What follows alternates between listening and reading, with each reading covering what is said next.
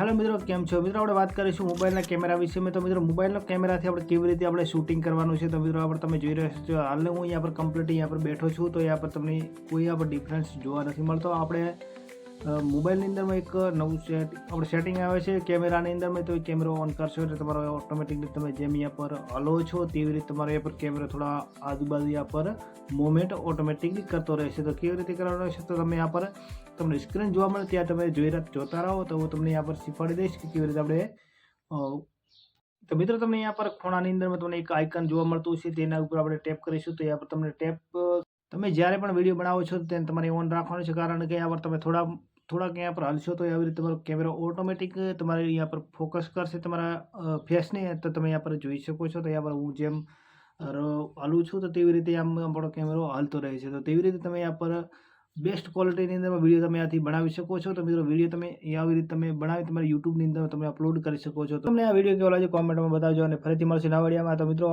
તમે જો અમારી યુટ્યુબ ચેનલ પહેલી વાર આવ્યા છો, ચેનલને સબસ્ક્રાઈબ અને વિડીયોને જરૂરથી લાઈક કરજો। તો મળશું ફરીથી નવા વિડીયો. જય હિન્દ, ધન્યવાદ।